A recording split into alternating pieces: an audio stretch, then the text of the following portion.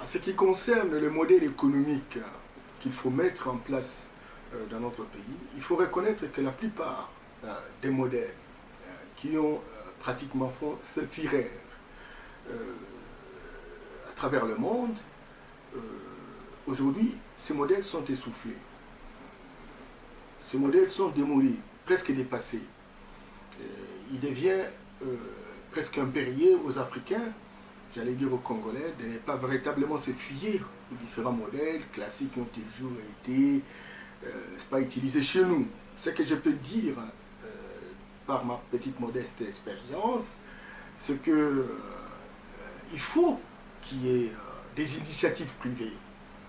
Des initiatives privées qui portent sur l'entrepreneuriat, que beaucoup de gens s'intéressent à produire, mais que le gouvernement de la République mette de l'ordre, crée un environnement qui permette véritablement de susciter cet environnement qui donne la possibilité aux uns et aux autres d'émerger.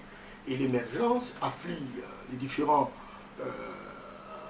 biens et services sur le marché, et cela va jouer avec, au travers de la loi de l'offre et de la demande, les prix vont baisser, beaucoup de gens auront accès à des biens et des services de qualité. Alors, maintenant, quel devrait être le modèle de gestion? Le modèle de gestion doit être basé sur une approche que nous appelons approche de surveillance mutuelle. La surveillance mutuelle pose la problématique d'avoir des institutions jouant chacune sa partition. Vous avez d'une part l'exécutif qui est là, naturellement, pour exécuter, n'est-ce pas, des grands programmes qui desservent la population. Vous avez le législatif qui est là pour fonder des lois, pour contrôler l'action de l'exécutif à différents niveaux d'atterrissage. Et vous avez le judiciaire, naturellement, pour dire le droit. Cela constitue pour nous un système de surveillance mutuelle.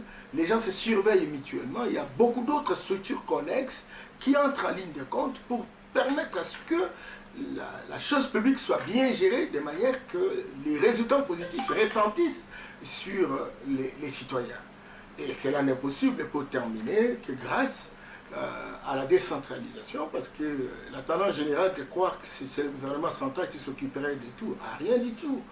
Il faut donc que ce système de surveillance se fasse à 3 niveaux. Le niveau central, où se trouve le gouvernement central, les différents ministères, ainsi que les différents organes que nous avons précités. Et vous avez, au niveau provincial, vous avez l'exécutif, vous avez le législatif, les cours et tribunaux, etc. Et vous avez au niveau local, la ville, la commune, le secteur et la chefferie, à chaque niveau.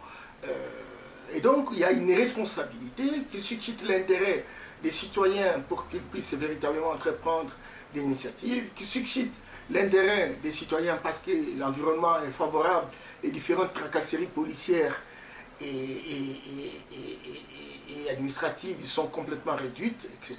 Et donc, le système de surveillance mutuelle réalisé à 3 échelons d'atterrissage vont permettre à ce qu'il y ait la performance des institutions, et cette performance des institutions va permettre la desserte des services de qualité à notre population, et chacun trouvera son compte, et chacun devient regardant parce qu'il devient sentinelle vis-à-vis de la gestion, n'est-ce pas, de proximité qui lui est donnée au travers de la décentralisation, qui reste un système de restructuration géographique